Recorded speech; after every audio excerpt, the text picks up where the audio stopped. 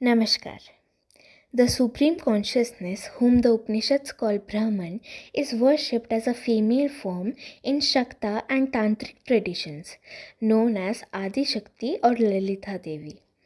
She has 10 forms representing the 10 aspects of both Purush and Prakriti or Brahman and Maya. These 10 forms are known as Mahavidyas. As true Vidya leads to enlightenment, hence Mahavidya leads to the greatest state of Mukti or Moksha. In Devi Bhagavatam, the story associated with the origination of these 10 forms goes as such. Mata Sati, upon refusal of Mahadev Shiva to attend her father Daksha Prajapati's yajna, takes these 10 forms and surrounds Mahadev Shiva in 10 directions. When Mahadev Shiva asks Ma Shakti in awe, she explains these 10 aspects of Adi Shakti in detail. These 10 Mahavidyas are Mahakali. She is worshipped as the personification of Brahman, Supreme Consciousness, by not just several Shakta sects like Kali Kula and Tantra sects, but by many firm believers of Advait Vedanta such as Swami Vivekananda, Swami Ramakrishna Paramhans, Advaita Das, etc. Kali means beyond time or devourer of time, Kala. This name reinstates the Upanishadic philosophy of Brahman being infinite in time. She stands on inanimate Shiva watching her from the ground, representing her worship by sadhakas, leaving all material desires like a dead body, which has no desires, and observing her alone. She has 4 hands, holding a severed head in one hand, sickle in another hand, having Abhaya Mudra in her third hand and Varada Mudra in her fourth.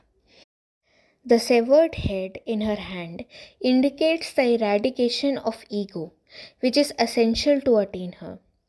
The sickle indicates victory over internal and external enemies. Abhaya Mudra blesses her sadhakas with fearlessness, and Varada Mudra blesses her sadhakas with vardhana, boons. Mahakali is the representative of both Supreme Consciousness and the power of Supreme Consciousness, which in Shivism and other sects is known as Shiv and Shakti. She has a pitch black complexion and has a smiling face, which represents her compassionate aspect as well. The second Mahavidya is Matara. Tara means the one who takes us across the ocean of samsara. She is the provider of moksha in not just Hindu but Buddhist texts as well. She is a female bodhisattva in Mahayana Buddhism and appears as a female Buddha in Vajrayana Buddhism. She is known as the mother of liberation. Matara's form is of a young girl with light blue skin and has several origin stories in Puranic literature. In one instance, she is believed to be born out of the third eye of Mahakali. She is the source of energy of all celestial bodies, including the sun, giving another aspect to her name as Matara. In yet another Puranic story, Matara is spoken to emerge again from Samudra Manthan after Mahadev Shiva had drank poison. Matara breastfeeds Bhagwan Shiva and nurtures him back to health. This story depicts her as motherly compassionate form of Adi Shakti, which is predominantly worshipped in many Shakta traditions. She has 4 arms holding a sickle, lotus, ball made of skull and a pair of scissors. She also stands on Sadashiva and has similar appearance to Ma Kali. The third Mahavidya is Ma Shodashi, also known as Mahatripur Sundari or Lalitha Devi. She is the Soumya Swarup and is the most beautiful being in the entire existence. Ma Tripur Sundari is known as Tantric Parvati.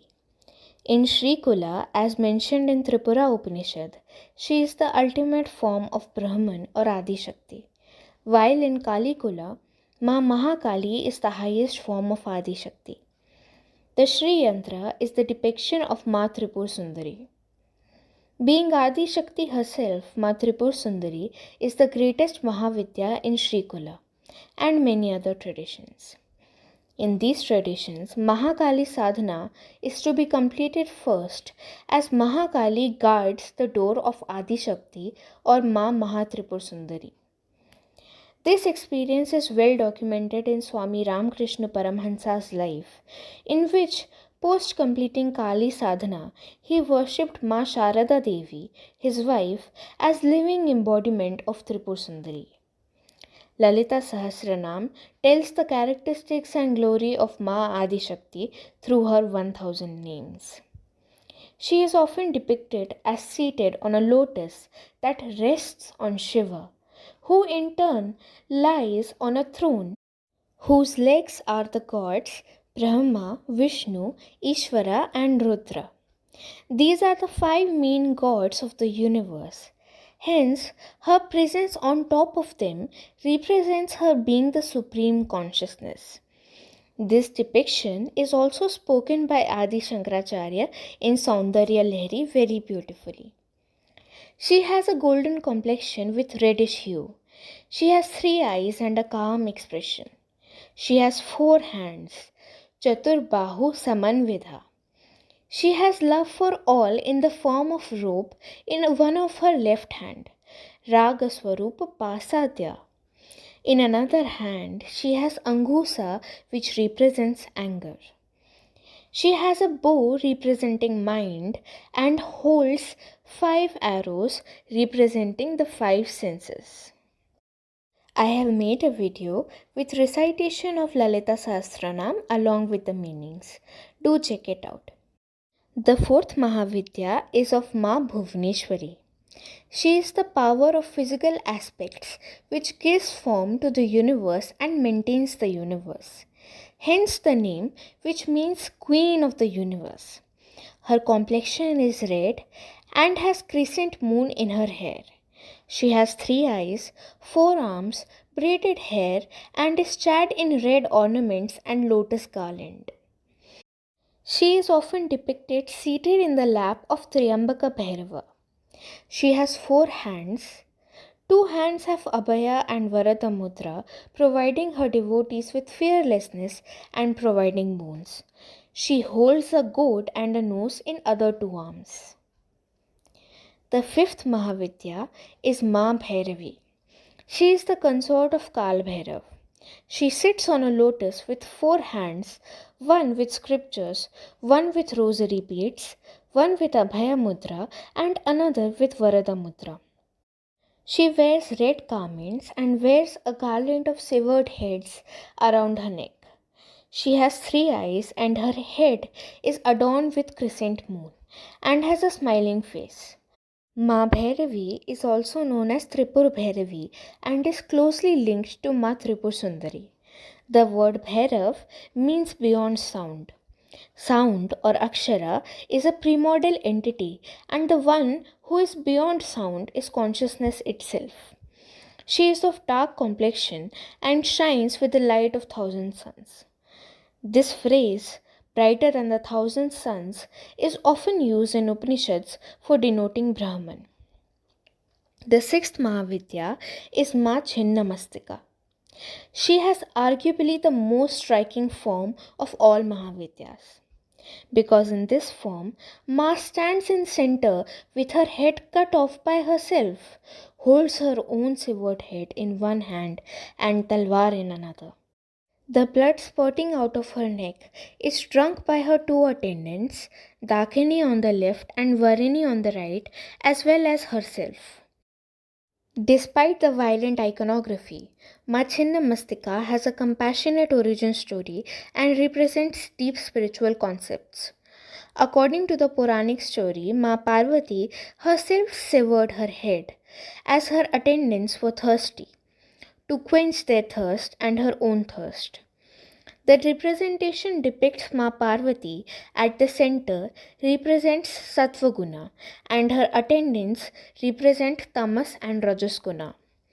The blood spurting from the neck, quenching the thirst of all three sattva, rajas and tamas, represent that the all three gunas emerges from Adi Shakti herself.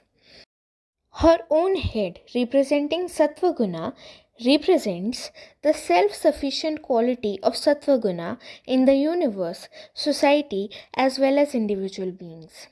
She is represented as standing on top of Kamdeva and Rati in union, depicting victory over sexual desires. Her worshippers are hence usually sannyasis and those who have won over their own kambhavana and are above worldly pursuits.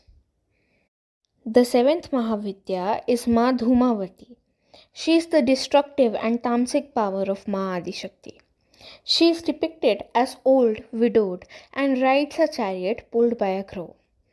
Although linked with unauspiciousness like disease and misery for Grihastha and Sansaric people, she is representative of complete dissolution to Brahman, that is Samadhi for sannyasis. Hence, her worship is restricted to non-householders only. She is described as follows in Uma Sahasranam. Perceived as the void, as the dissolved form of consciousness, after Mahapralaya and before the next creation, when all the beings are dissolved in sleep in the Supreme Brahman, having swallowed the entire universe, the seer poets call her the most glorious and the eldest, Dhumavati.